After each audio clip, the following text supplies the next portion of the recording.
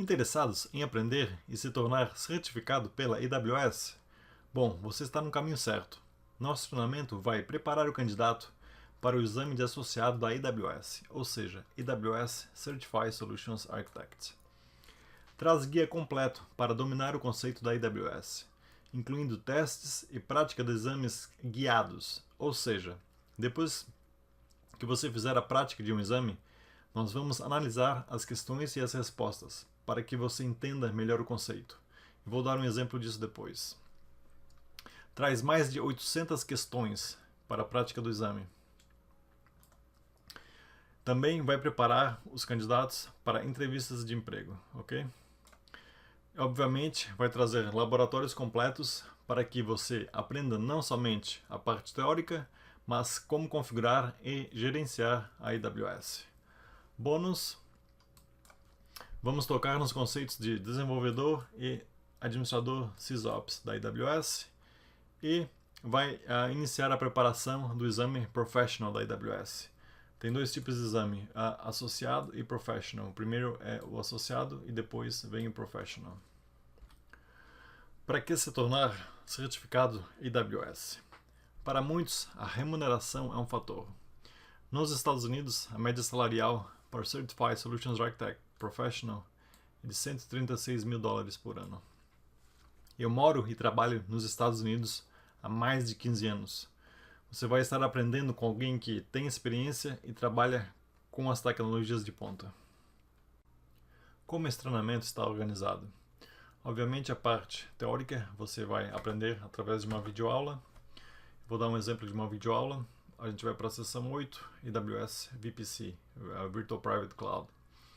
Então vou abrir uma aula virtual que já tenho gravada. Vou clicar Play só para dar um exemplo. Então, seguindo, quais os componentes que tem uma VPC?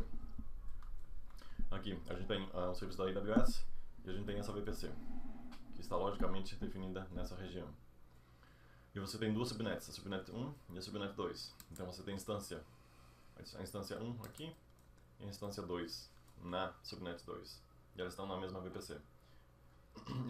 E essas duas instâncias, essas duas subnets, elas estão em zona de disponibilidade distintas também. Essa é a zona A e essa é a zona B. Então elas estão na mesma região. Quais os componentes da VPC? A gente tem o CIDR e a subrede de endereços IPs. Então aqui, nessa rede pública você tem esse endereço IP e essa subrede está definida com esse endereço IP 172.31.0.0/20. A gente vai saber mais o que quer dizer isso. Você tem um roteador, a tabela de roteamento. Então esse roteador vai ter um endereço local para que essa instância 2, essa instância 1, nessa subnet 1, possa se comunicar com a subnet 2. Ela vai ter um endereço local.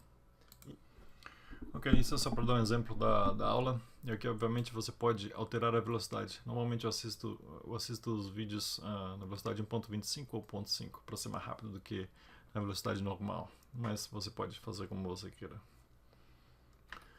E depois da aula, você vai fazer um teste, um exame. Vamos dar um exemplo. Se a gente voltar um pouco na parte de IAM, de gerenciamento de usuários e grupos de segurança.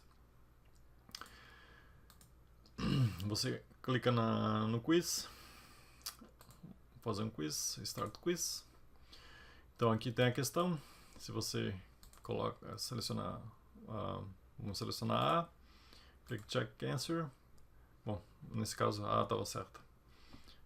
Clicando na segunda, se eu clico a B vai estar errada e ele diz que está errada, ok? Então você tem que selecionar a resposta correta. E depois que você terminar o exame, nesse caso esse exame tem 11 questões, a gente vai analisar o exame. Então vou dar um exemplo aqui rápido. A próxima, quando você cria um usuário do IAM, que permissões esse usuário receberia assim que ele foi criado? Então, você cria um usuário default e que permissão esse usuário tem? Permissão de acesso administrativo total. Não acredito que ele tenha acesso à permissão administrativo total. Permissão semelhantes à conta raiz. Esse, obviamente, está errado, porque você cria um usuário normal e você acredita que ele vai ter acesso vai ser o mesmo que o root? Não, tá errado. Nenhuma permissão. Não sei, estou em dúvida. Permissão de acesso somente leitura a todos os serviços da AWS. Pode ser.